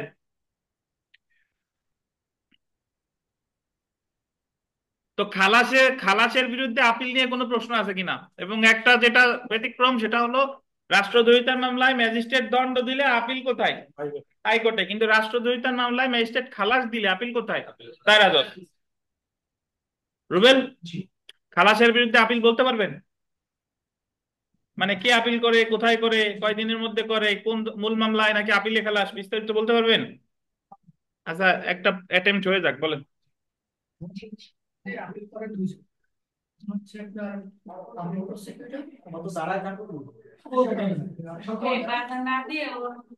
বলেন বলেন। অভিযোগকারী করতে অভিযোগকারী করতে পারে আপনার 30 দিনের ভিতরে। আচ্ছা, অনলাইনে যারা আছেন ভাই, আপনাদের খালাসের বিরুদ্ধে আপিল নিয়ে কোনো কথা আছে কিনা?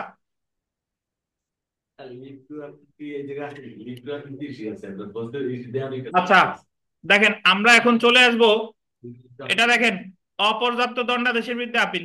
এই আপিল আর রিভিশনের পার্থক্য পরে পড়বো, আগে এখানে আসে অপর্যাপ্ত দণ্ডাদেশের বিরুদ্ধে আপিল। পাইছেন?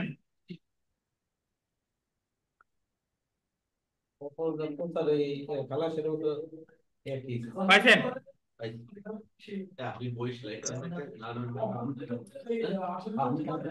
আচ্ছা, অপর্যাপ্ত দণ্ডাদেশ মানে হলো আসামি তো দণ্ড পাইছে, এখন আসামি কি নিজেরে মনে করবে যে আমার দণ্ড আরো বেশি পাওয়া উচিত ছিল, আমি কম পাইছি? সে যদি মনে করে তাহলে সে আবেগী আসামি, মানে পাগল নাকি? অপর্যাপ্ত দণ্ডাদেশ মানে হলো ওই যে উদাহরণটা আমি দিচ্ছিলাম, যে ধরেন ওয়াইফ মামলা করছে যৌতুকের, তো যৌতুকের মামলায় হাজবেন্ডে মাত্র 6 মাসের কারাদণ্ড দিছে। তো এই জায়গায় ওয়াইফ সংক্ষুব্ধ, সে বলতেছে যে তার আরো কারাদণ্ড হওয়ার দরকার ছিল। 1 বছর, 3 বছর, 5 বছর পর্যন্ত হোক, 5 বছর পর্যন্ত হতে পারে। যৌতুকের মামলায় কারাদণ্ড কত বছর? 5 বছর। কিন্তু দিছে মাত্র কত? 6 মাস। তাহলে এই জায়গায় যিনি মামলা দায়ের করেছেন তিনি আপিল করবেন। আবার আসামি যে হাজবেন্ড, তার তো মনে হচ্ছে যে আমার 6 মাস কেন, আমার একদিনও হওয়া উচিত না, তাহলে উনি দণ্ডাদেশের বিরুদ্ধে আপিল করবেন। তাহলে এখানে আদেশ একটা, দণ্ড একটা, বাট আপিল হয় কয়টা? যদি মনে করে আর কি। রাষ্ট্রপক্ষ বা যে মামলা করছে সেও আপিল করতে পারে, অথবা যারে দণ্ড দেওয়া হয়েছে সেও আপিল করতে পারে। বুঝবেন? তো রাষ্ট্রপক্ষ তো ভাবতে পারে ধরে কম দেয়া গেছে। হ্যাঁ, তো তো রাষ্ট্রপক্ষ ওই উভয় ক্ষেত্রেই, যে খালাসের ক্ষেত্রে যারা যারা আপিল করে, অপর্যাপ্ত দণ্ডাদেশের ক্ষেত্রেও তারা তারাই আপিল করে। আর একমাত্র এই অপর্যাপ্ত দণ্ডাদেশের ক্ষেত্রেই ক্রস আপিল হতে পারে। ক্রস আপিল মানে হলো যে রায় একটা, কিন্তু ওই রায়কে দুইজনই সংক্ষুব্ধ। আপিল যে আসামি সে আপিল করতেছে, সে চাই হচ্ছে কি, বেশি হয়ে গেছে। সে চাই খালাস, সে চাই খালাস। আর যে মামলা করছে তার তার মন ভরে নাই যে ওরা আরো সাজা বেশি হোক। তাহলে এই যে যে বিধানটা, এটাকে কি বলে? Cross appeal. আমাদের ফৌজদারি কার্যবিধিতে আলাদা কোনো ধারা নাই ক্রস আপিলের, বাট এই বিধানটাকে বলে হচ্ছে আপনার কি বলেন? Cross appeal.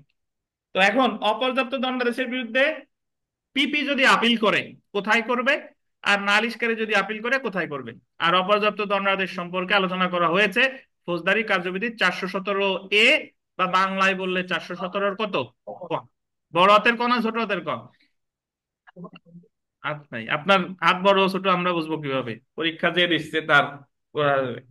তো অপর্যাপ্ত দণ্ডাদেশের ক্ষেত্রে খুব সহজ, সেটা হলো প্রথমে বলিনি যে পিপি আপিল করলেই জিআর মামলা হোক সিআর মামলা হোক, পিপি সাধারণত জিআর মামলাই তর্ক সাপেক্ষে সিআর মামলায় করতে পারে। তো যাই হোক, পিপি আপিল করলেই চলে যাবে হাইকোর্টে, তাতে ওই দণ্ডটা ম্যাজিস্ট্রেট দিক আর দায়রা আদালত দিক। তো আমার এটা মনে রাখতে হবে যে অপর্যাপ্ত দণ্ডাদেশের বিরুদ্ধে পিপি আপিল করলেই কোথায় ভাই? হাইকোর্টে। বুঝছেন? আর অপর্যাপ্ত দণ্ডাদেশের ক্ষেত্রে যদি নালিশকারী আপিল করে, নালিশকারী শুধু সিআর মামলার ক্ষেত্রে পারবে, এবং তিনি আপিল করলে পারবে সংশ্লিষ্ট আপিল আদালত।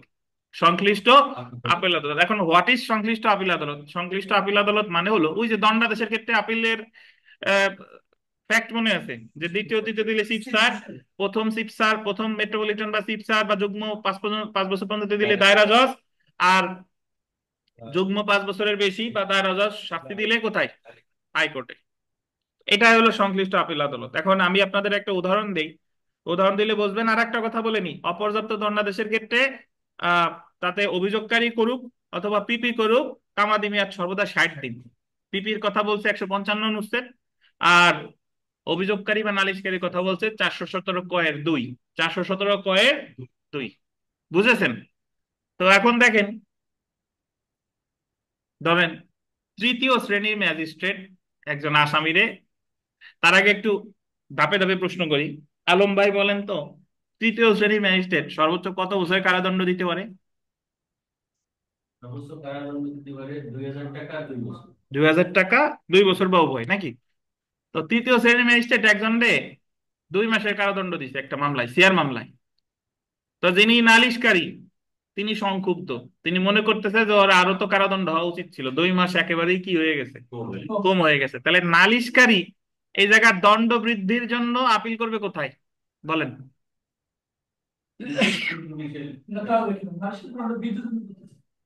অত নালিশকারী দণ্ড বৃদ্ধির জন্য প্রশ্ন বলছি, কোন কোথায় আপিল করবে বলেন? কেন চিফ স্যারের কাছে ব্যাখ্যা দেন।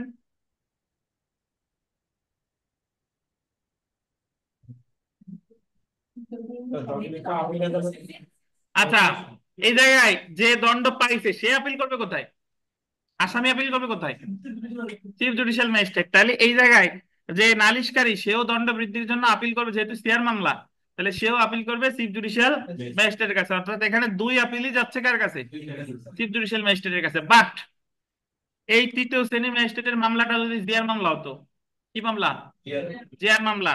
তাহলে আসামি আপিল করলে তো কার কাছে যেত? ওই চিফ জুডিশিয়াল ম্যাজিস্ট্রেটের কাছে। কিন্তু জিআর মামলায় দণ্ড বৃদ্ধির জন্য আপিল করবে কে?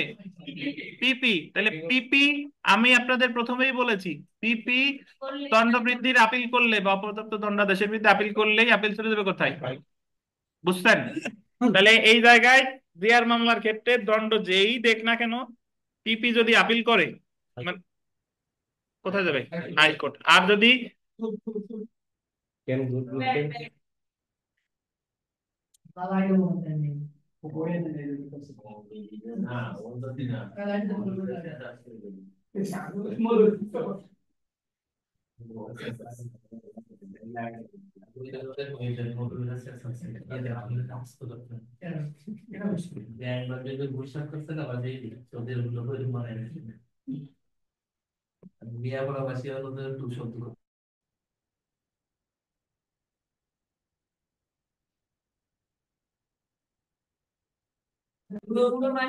আচ্ছা ভাই শুনেন, তাহলে এখানে একটা জিনিস মনে রাখেন, এই অনলাইনে যারা আছেন শুনতে পাচ্ছেন? আমাদের এখানে ইলেকট্রিসিটি চলে গেছে আর কি, এই কারণে ডিসকানেক্টেড ছিলাম। স্যার শুনতে পাচ্ছি স্যার। ধন্যবাদ। তাহলে অপর্যাপ্ত দণ্ডাদেশের বিরুদ্ধে যদি জিআর মামলা হয়, পিপি আপিল করলেই প্রথম আপিল চলে যাবে হাইকোর্ট বিভাগে। আর অপর্যাপ্ত দণ্ডাদেশের ক্ষেত্রে যদি সিআর মামলা হয়, তাহলে আপনার এই ক্ষেত্রে আপিল করতে হবে সংশ্লিষ্ট আপিল আদালতে। আর অপর্যাপ্ত দণ্ডাদেশের বিরুদ্ধে যেই আপিল করুক না কেন, তামাদি মেয়াদ কতদিন? 60 দিন। পিপির ক্ষেত্রে 60 দিন, এটা বলছে তামাদি আইনের 155 অনুচ্ছেদে। আর নালিশকারীর ক্ষেত্রে কয়দিন? 60 দিন, এটা বলছে 417 কয়ের 2। 417 কয়ের 2। আমরা এটা একটু পড়া শুরু করি, দেখেন। সবার সামনে এটা একটা ট্যাবের ব্যবস্থা করলে ভালো হতো না? দেখেন, ল্যাপটপ কম্পিউটার দেখেন, কারেন্টটা তো যায় না, সমস্যা নাই। আর রিচার্জেবল তো আপনাদের রিচার্জেবল ফোন আছে না সবার কাছে? এখন তো সবার ফোনেই মোটামুটি লাইট আছে। আচ্ছা দেখেন, ফৌজদারি কার্যবিধির 417 ক ধারায় অপর্যাপ্ত দণ্ডাদেশের বিরুদ্ধে আপিলের বিধান আছে। ফৌজদারি আদালত কর্তৃক প্রদত্ত দণ্ডাদেশ অপর্যাপ্ত হলে দণ্ড বৃদ্ধির জন্য 417 ক ধারার বিধান অনুসারে আপিল দায়ের করা যায়। অপর্যাপ্ত দণ্ডাদেশের বিরুদ্ধে কে আপিল দায়ের করতে পারে দেখি আমরা। পাবলিক প্রসিকিউটর পারে 417 ক এর 2, আর অভিযোগকারী পারে কত? 417 ক এর, সরি ওটা হলো পাবলিক প্রসিকিউটর 417 ক এর 1, আর অভিযোগকারী বা নালিশকারী বা কমপ্লেইনেন্ট পারে 417 ক এর 2। অপর্যাপ্ত দণ্ডাদেশের বিরুদ্ধে কোথায় আপিল করতে হবে এটা একটু দেখা যাক। হাইকোর্ট বিভাগে 417 ক এর 1, আর সংশ্লিষ্ট আপিল আদালতে 417 ক এর 2। তো প্রথমে আমরা চলে আসি যে পাবলিক প্রসিকিউটর কিভাবে করে। 417 ক এর 1 ধারায় বলা হয়েছে, যে কোনো আদালত কর্তৃক বিচারে প্রদত্ত যে কোনো দণ্ডের ক্ষেত্রে উক্ত দণ্ডের বিরুদ্ধে উহার অপর্যাপ্ততার কারণে সরকার পাবলিক প্রসিকিউটরকে আপিল দায়েরের নির্দেশ দিতে পারে। পাবলিক প্রসিকিউটর জিআর এবং সিআর উভয় মামলার ক্ষেত্রেই অপর্যাপ্ত দণ্ডাদেশের বিরুদ্ধে আপিল করতে পারে। তো সিআর মামলার ক্ষেত্রে কিভাবে করে সেটা আলাদা একটু বলে দিব। নরমালি পারে হলো জিআর মামলার ক্ষেত্রে, তবে কিছু ক্ষেত্রে ইচ্ছা করলে সিআর মামলার ক্ষেত্রেও পারে। অপর্যাপ্ত দণ্ডের বিরুদ্ধে পাবলিক প্রসিকিউটর সর্বদা আপিল করবে কোথায়? হাইকোর্ট বিভাগে। আপনারা লিখিত পরীক্ষার সময় যখনই হাইকোর্ট লিখবেন, শুধু হাইকোর্ট লিখবেন না, কি লিখবেন? হাইকোর্ট বিভাগ। এবং সবাই তো আমি বলি, আপনার পরীক্ষা টরীক্ষা দেন মোটামুটি, কোথাও সংক্ষিপ্ত রূপ লিখবেন না, মানে ফৌকা দবি এগুলো প্র্যাকটিসে লেখে, কিন্তু পরীক্ষার খাতায় দণ্ডবিধি লিখতে হবে, ফৌজদারি কার্যবিধি লিখতে হবে। ইভেন সিপিসি সিআরপিসিও লিখবেন না, ফৌজদারি কি কার্যবিধি, আর সিআরপিসি লিখলে তো কোড অফ ক্রিমিনাল প্রসিডিউর এটা লিখতে হবে। তো না, এটা লেখা যাবে না। এখন আপনি যদি বলতে পারেন স্যার লিখলে কি হবে, লিখলে লিখলে কপালে কোলাই ডলবে। দেখেন, তো দেখেন, তামাদির মেয়াদ, পাবলিক প্রসিকিউটর অপর্যাপ্ত দণ্ডাদেশের বিরুদ্ধে আপিল দায়ের করতে পারে তামাদি আইনের 155 অনুচ্ছেদ অনুযায়ী কত দিনের মধ্যে? 60 দিনের মধ্যে।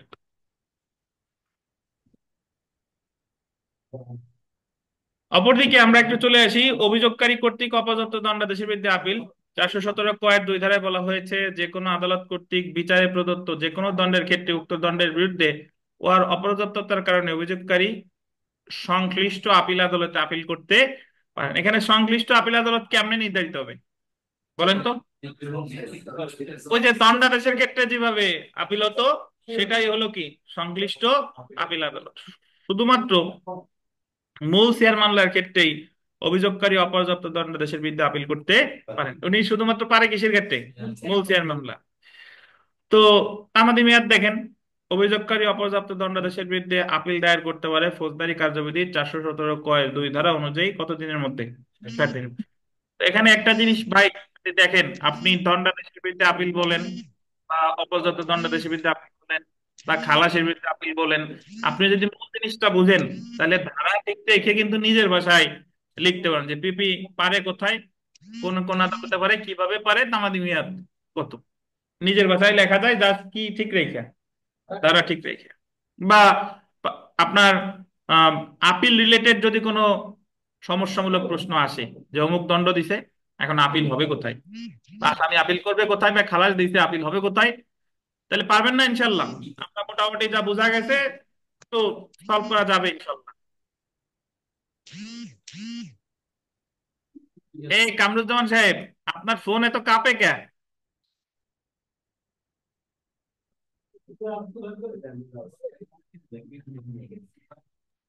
কল আসতেছে স্যার, জি, বাড়ি থেকে কল দিতেছে স্যার, এজন্যই।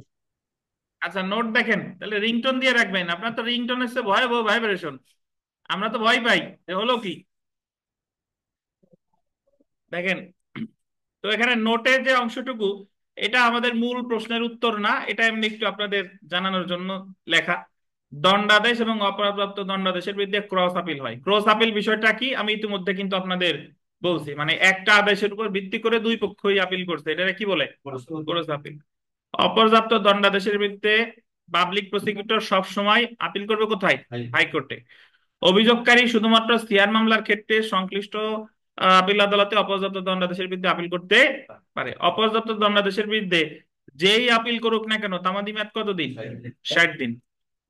পিপি অপর্যাপ্ত দণ্ডাদেশের বিরুদ্ধে তখনই দ্বিতীয় আপিল করতে পারে যখন কোনো সিআর মামলায় অভিযোগকারী অপর্যাপ্ত দণ্ডাদেশের বিরুদ্ধে প্রথম আপিল ম্যাজিস্ট্রেট অথবা দায়রা আদালতে করেছে। এটা একটু বুঝাই দেই। এটা হলো যে বিধানটা এরকম যে ধরেন প্রথম শ্রেণী ম্যাজিস্ট্রেট দণ্ড দিচ্ছেন, তাহলে এই জায়গায় এই দণ্ড বৃদ্ধির জন্য ধরেন সিআর মামলায় এই দণ্ড বৃদ্ধির জন্য নালিশকারী আপিল করবে কোথায়? দায়রা আদালতে। আর এই দণ্ড যদি সিআর মামলা হতো তাহলে নালিশকারী আপিল করবে কোথায়? দণ্ড বৃদ্ধির জন্য। সিআর মামলা হইলেই নালিশকারী হলো সিআর ম্যাজিস্ট্রেট দায়রা আদালতে। সিআর সরি সিআর প্রথম শ্রেণী ম্যাজিস্ট্রেট যদি 1 বছরের কারাদণ্ড দেয় তাহলে ওই মামলাটা যদি সিআর মামলা হয় তাহলে নালিশকারী দণ্ড বৃদ্ধির জন্য আপিল করবে দায়রা জজের কাছে, এটা তো শিওর। কিন্তু ওই মামলাটা যদি জিআর মামলা হতো তাহলে পিপি আপিল করতে কোথায়? হাইকোর্টে না? এখন প্রশ্ন এসে যায় যদি অপর্যাপ্ত দণ্ডাদেশের ক্ষেত্রে যদি পিপি দ্বিতীয় আপিল করতে পারে তাহলে দ্বিতীয় আপিল সে কেমনে করে? তার প্রথম আপিলই তো চলে যায় কোথায়? প্রথম আপিল চলে যায় হাইকোর্টে, তাহলে তো দ্বিতীয় আপিলের কি নাই? সুযোগ নাই। তাহলে এই ক্ষেত্রে বলা যায় ধরেন প্রথম শ্রেণী ম্যাজিস্ট্রেট সিআর মামলায় 1 বছর কারাদণ্ড দিছে, তাহলে এই জায়গায় নালিশকারী দণ্ড বৃদ্ধির জন্য আপিল করবে কার কাছে? দায়রা জজের কাছে। দায়রা জজ যদি ওটা বহাল রাখে, ওইটা বহাল লাগে, তাহলে সেই ক্ষেত্রে যে নালিশকারী সে তো আর দ্বিতীয় আপিল করতে পারবে না, সে করতে পারবে কি? রিভিশন। কিন্তু পিপি ইচ্ছা করলে দ্বিতীয় আপিল করতে পারে, এই ক্ষেত্রে যাবে কোথায়? হাইকোর্টে। তো তাহলে অপর্যাপ্ত দণ্ডাদেশের ক্ষেত্রে পিপি দ্বিতীয় আপিল করতে পারে, বাট সেই মামলাটা হতে হবে কি? সিআর মামলা। এই আর কি। তো এক্ষেত্রে দেখেন তাহলে আমরা আজকে 3টা আপিল বিস্তারিত পড়লাম। এক হলো দণ্ডাদেশের বিরুদ্ধে আপিল 407 থেকে 410, খালাসের বিরুদ্ধে আপিল 417, আর একটা হলো অপর্যাপ্ত দণ্ডাদেশের বিরুদ্ধে আপিল কত? 417। এখন আমরা আপিল আদালতের ক্ষমতা বলবো, যেটা ওই মুহূর্তে বাদ দিয়ে এসেছিলাম। ওখানে আসেন, পাইছেন?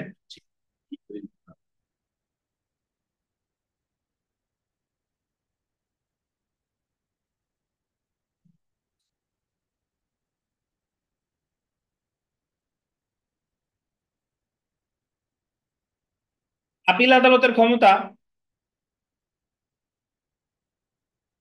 আপিল আদালতের ক্ষমতা সম্পর্কে ফৌজদারি কার্যবিধি 413 ধারায় 423 ধারায় আলোচনা করা হয়েছে। 423 ধারায় আপিল নিষ্পত্তিতে আপিল আদালতে নিম্নলিখিত ক্ষমতা প্রয়োগ করতে পারে। অনুপ বলেন তো, দেওয়ানি মামলায় আপিল আদালতের ক্ষমতা আছে কত ধারায়? অনুপ, দেওয়ানি মামলায় আপিল আদালতের ক্ষমতা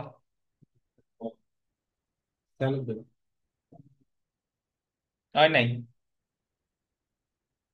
আর এক অপশন দিলাম, আর একবার সুযোগ দিলাম, বলেন। আপনাদের লিখিত প্রশ্নে আছে তো? রুবেল, 19 ধারায় তো প্রায় আসছেন বুঝে। আপনার 107 ধারায়। দেওয়ানি মামলায় power of the appellate court আছে 107 ধারায়। 107 ধারায় মনে নাই? কোন মামলা চূড়ান্ত ভাবে নিষ্পত্তি করতে পারে, রিমান্ডে পাঠাইতে পারে, অতিরিক্ত বিচার্য বিষয় গঠন করতে পারে, অতিরিক্ত সাক্ষ্য গ্রহণ করতে পারে। মনে পড়ছে তো? লিখিত তো পড়াইছি না? আচ্ছা, তো সব ভুলে গেছেন আপনারা? তো আপিল আদালতের ক্ষমতা ফৌজদারি আপিলের ক্ষেত্রে 423 ধারা, আর দেওয়ানি আপিলের ক্ষেত্রে কত? 107 ধারা। তো আমরা একটু ফৌজদারিতেই আসি। দেখেন আপিল আদালতের ক্ষমতা, ফৌজদারি আপিল কি করতে পারে?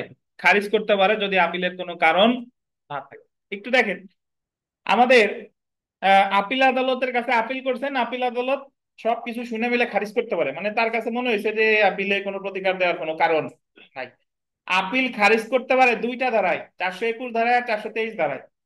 421 আর 423। 421 হলো সরাসরি খারিজ, সামারিলি ডিসমিসাল, মানে হলো আপনি আপিল করার সাথে সাথে খারিজ, কোনো শোনামেলা নাই। এটা হলো কত? 421। আর শুনানি অন্তে খারিজ হলো 423। আচ্ছা, তারপরে দেখেন 423-2 খালাস আদেশের বিরুদ্ধে আপিলের ক্ষেত্রে, মানে খালাস আদেশের বিরুদ্ধে যদি আপিল করা হয় তাহলে উনি কি কি আদেশ দিতে পারে? খালাস আদেশ বাতিল বা পরিবর্তন করতে পারে, অধিকতর অনুসন্ধানের নির্দেশ দিতে পারে, অভিযুক্তকে পুনরায় বিচারের নির্দেশ দিতে পারে, অভিযুক্তকে দোষী পেলে আইন অনুযায়ী শাস্তি দিতে পারে। মানে ওনার কি কোনো বাদ আছে? উনি খালাসের ক্ষেত্রে এতগুলা পারে। এরপরে দেখেন দণ্ডাদেশের বিরুদ্ধে আপিলের ক্ষেত্রে, দণ্ডাদেশের বিরুদ্ধে আপিল করে কে? আসামি। তো শাস্তি বাতিল করতে পারে। দণ্ডাদেশের বিরুদ্ধে আপিল করছেন, শাস্তি কি করতে পারে?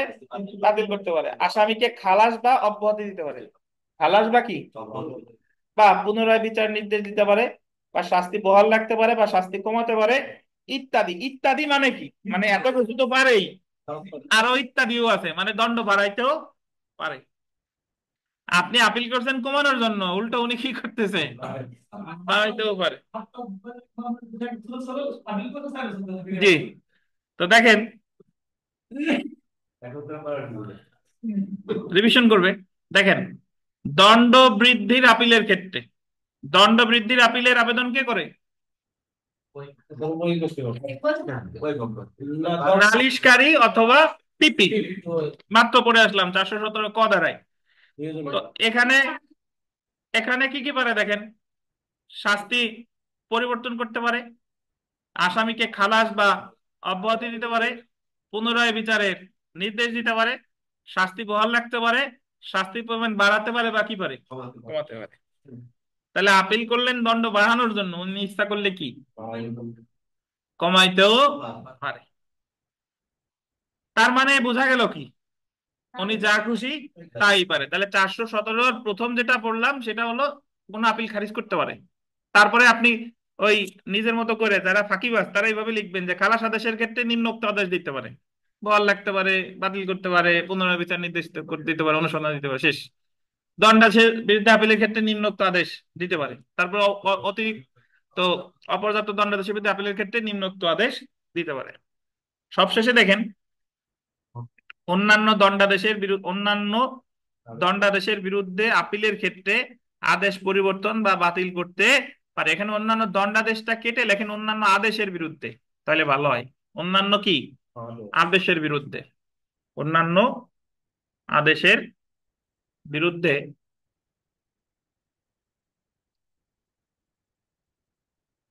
আপিলের ক্ষেত্রে আদেশ পরিবর্তন বা কি করতে পারে, বাতিল করতে পারে। তবে এখানে বিশেষভাবে উল্লেখ্য যে অভিযুক্ত যে অপরাধ করেছে সেই অপরাধের জন্য যে শাস্তি দেওয়া যেত, আপিল আদালত তার থেকে অধিক শাস্তি দিবে না। মানে বুঝেন তো, মানে উনি বিচারিক আদালত যে সাজা দিতে পারতো, আপিল আদালত কি ওই ধারায় যা আছে ওর বেশি কিন্তু দিতে পারবে না। তাহলে আপিল আদালতের ক্ষমতা ইনশাল্লাহ পারবেন না। কত ধারায়? 423 ধারায়।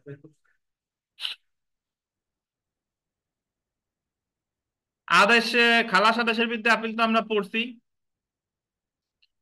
এখন আমরা একটু পড়বো আপিল এবং রিভিশন এখতিয়ারের মধ্যে পার্থক্য। আপিল এবং রিভিশন এখতিয়ারের মধ্যে পার্থক্য পরীক্ষায় আসতে পারে। তো এখানে পড়ার আগে একটু বলে নিই যে আমাদের ফৌজদারি কার্যবিধিতে আপিল হচ্ছে কায়েমি অধিকার, কিন্তু রিভিশন কিন্তু কায়েমি অধিকার না। আপিল করা যায় দুইটা ক্ষেত্রে, ঘটনাগত ক্ষেত্রে, আইনগত ক্ষেত্রে, কিন্তু রিভিশন করা যায় শুধুমাত্র আইনগত ক্ষেত্রে। বুঝতেন? তারপরে আদালত স্বপ্রণোদিত হয়ে কোনো আপিল নিজে নিজে করতে পারে না, কিন্তু স্বপ্রণোদিত হয়ে রিভিশন ক্ষমতা প্রয়োগ করতে পারে। বুঝতেন? আর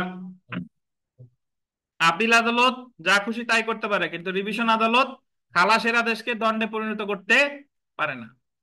আপিলে তো আপিল বলে, আর রিভিশন বলে কি, বাংলায় বলে কি জানেন? পুনর্বিবেচনা। পুনর্বিবেচনা।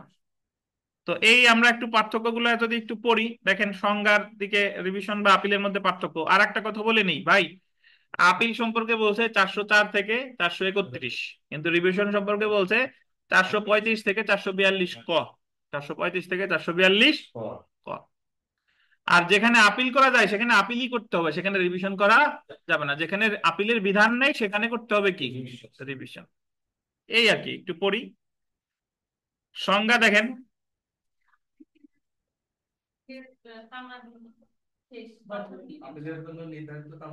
তখন হয় রিভিশন করবেন নাহলে আপিল করবেন। আপিল করবেন কি দেখাইয়া, তামাদির বিলম্ব মকুবের দরখাস্ত দিয়ে করবেন। তাহলে এই জায়গায় সংজ্ঞাটা একটু দেখেন। সংজ্ঞা: আপিল একটি কায়েমি অধিকার। কায়েমি অধিকার মানে যে অধিকার থেকে কাউকে বঞ্চিত করা যায় না। ঘটনার প্রশ্নে বা আইনের প্রশ্নে আপিল হতে পারে। মামলার কোনো পক্ষ আদালতের রায় সংক্ষুব্ধ হলে সংক্ষুব্ধ পক্ষ রায় প্রদানকারী আদালতের রায়ের বিরুদ্ধে আপিল গ্রহণের ক্ষমতাপ্রাপ্ত উচ্চ আদালতে আপিল দায়ের করতে পারে। অপরদিকে রিভিশন বলতে উচ্চ আদালত কর্তৃক নিম্ন আদালতের আন্ডারলাইন করবেন আইনগত ভুল ত্রুটি সংশোধনের প্রক্রিয়াকে বোঝায়। রিভিশনের ক্ষেত্রে শুধু কি করে?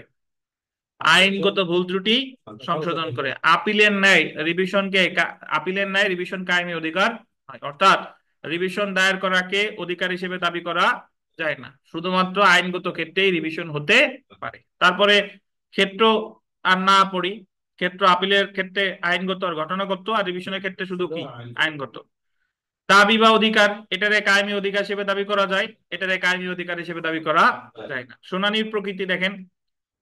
আপিল আদালত ঘটনাগত আইনগত উভয় বিষয় শ্রবণ করেন, পক্ষান্তরে রিভিশন আদালত শুধুমাত্র আইনগত বিষয় শ্রবণ করেন। তারপরে দেখেন ক্ষমতার পরিধি। ক্ষমতার পরিধি: আপিলের ক্ষেত্রে আদালতের ক্ষমতা ব্যাপক, অন্যদিকে রিভিশনের ক্ষেত্রে আদালতের ক্ষমতা কি? সীমিত। খালাসের সিদ্ধান্তের ক্ষেত্রে আপিল আদালত খালাসের সিদ্ধান্তকে দণ্ডে রূপান্তর করতে পারে, কিন্তু অন্যদিকে রিভিশন আদালত খালাসের আদেশকে দণ্ডে রূপান্তর করতে পারে না। শুনানির বাধ্যবাধকতা, এটা একটু দেখেন। আপিলকারী বা তার আইনজীবী বক্তব্য না শুনে আপিল আদালত কোনো আপিল খারিজ করতে পারে না, মানে অবশ্যই শুনে খারিজ করবে। সে না আসলে ভিন্ন কথা, না আসলে তো একসময় খারিজ করবেই। কিন্তু রিভিশনের ক্ষেত্রে রিভিশন আদালত কেবলমাত্র শাস্তি বাড়ানোর ক্ষেত্র ছাড়া, আন্ডারলাইন করেন, শাস্তি বাড়ানোর ক্ষেত্র ছাড়া, এটা প্রিলিমিনারির জন্য গুরুত্বপূর্ণ, শাস্তি বাড়ানোর ক্ষেত্র ছাড়া অন্য কোনো ক্ষেত্রে দরখাস্তকারী বা তার আইনজীবীর বক্তব্য শ্রবণ করতে বাধ্য। অর্থাৎ রিভিশন আদালত যদি শুধু কি বাড়ায়, শাস্তি বাড়ায় বা দণ্ড বাড়ায়, সেই ক্ষেত্রেই উনি পক্ষরে শুনতে বাধ্য, নাহলে আর কোনো সময় কিন্তু শুনতে বাধ্য না। ক্ষমতা দেখেন। ফৌজদারি কার্যবিধি 423 ধারায় আপিল আদালতের ক্ষমতা বর্ণিত হয়েছে। অন্যদিকে ফৌজদারি কার্যবিধি 439 ও 439 ক ধারায় রিভিশন আদালতের ক্ষমতা বর্ণিত হয়েছে। দ্বিতীয় আপিলের বিধান: ফৌজদারি কার্যবিধিতে দ্বিতীয় আপিল আছে, কিন্তু দ্বিতীয় রিভিশন নেই। বাতিল দেখেন। ফৌজদারি কার্যবিধি 431 ধারায় আপিল বাতিল হতে পারে, পক্ষান্তরে রিভিশন বাতিলের কোনো বিধান নাই। ধারা দেখেন। ফৌজদারি কার্যবিধি 404 থেকে 431 ধারা পর্যন্ত আপিল সম্পর্কে আলোচনা করা হয়েছে। অপরদিকে 435 থেকে 442 ধারা পর্যন্ত রিভিশন সম্পর্কে আলোচনা করা হয়েছে। তো এই হলো আমাদের আপিল আর রিভিশনের মধ্যে পার্থক্য। তাহলে আমরা আপিলের কি কি বললাম দেখেন। আমরা আপিল সংজ্ঞা পড়ছি, তারপরে দণ্ডাদেশের বিরুদ্ধে আপিল আছে 407 থেকে 410, তারপরে কোন কোন ক্ষেত্রে আপিল করা যাবে না এটা পড়ছি 412 থেকে 414। এরপরে আমরা খালাসের বিরুদ্ধে আপিল করছি কত? 417। অপর্যাপ্ত দণ্ডাদেশের বিরুদ্ধে আপিল করছি কত? 417 ক। 418 করছি আপিলের সংজ্ঞার মধ্যে, যে ঘটনার প্রশ্নে, আইনের প্রশ্নে। আর আপিল আদালতের ক্ষমতা পড়ছি কত? 423। 423। তো বাকি যা আছে এর মধ্যে মনে রাখবেন সেটা হলো যে আপিল দায়ের করতে হয় পিটিশন আকারে, এই কথা বলছে 419। 419 আর 420-এ বলছে জেল আপিল। কি আপিল? আসামি যদি জেলে থাকে তাহলে সে আইনজীবীর মাধ্যমে আপিল করবে অথবা জেল কর্তৃপক্ষের মাধ্যমে আপিল করতে পারে। 420 হলো জেল আপিল, আর 419 হলো আপিল করতে হবে কি আকারে? পিটিশন আকারে। আর 421 হলো আপিল সরাসরি খারিজ করে কততে? 421। আর 422 হলো নোটিশ। মূল মামলার ক্ষেত্রে দেয় কি? সমন আর সমন বা ওয়ারেন্ট। আর আপিলের ক্ষেত্রে অপরপক্ষরে দেয় কি? নোটিশ।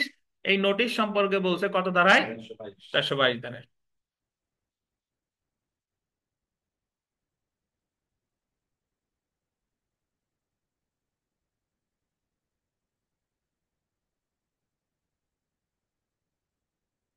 এখন আমাদের যে জিনিসটা বাদ আছে সেই জিনিসটা হলো খুবই গুরুত্বপূর্ণ একটা টপিক, সেটা হলো আপিল চলমান থাকলে জামিনের আবেদন বা আপিল আদালত কিভাবে দণ্ড স্থগিতের আবেদন করে, আর আপিল কিভাবে বাতিল হতে পারে। আমরা এই আপিলে চলমান থাকলে দণ্ড স্থগিত বা আপিলে জামিন দেওয়ার ক্ষমতা, এটা আগামী ক্লাসে ইনশাল্লাহ আলোচনা করব। ক্লাস রিভিশনের প্রশ্ন আলোচনা করব। আর আপনাদের তো এই সপ্তাহে পরীক্ষাটা হয় নাই, আগামী শনিবারে ইনশাল্লাহ হবে। শনিবারের টপিক তো জানেন অবশ্যই, ওই যে 4 নাম্বার 6 7 8, 4 6 7 8 খাতা এখনো দেয়নি, বৃহস্পতিবার দিয়ে দেবো নি। জি, আমাকে একবারে শনিবার 50টা মন পরীক্ষা দিয়ে দাও, ওটা শেষ করে দিবো।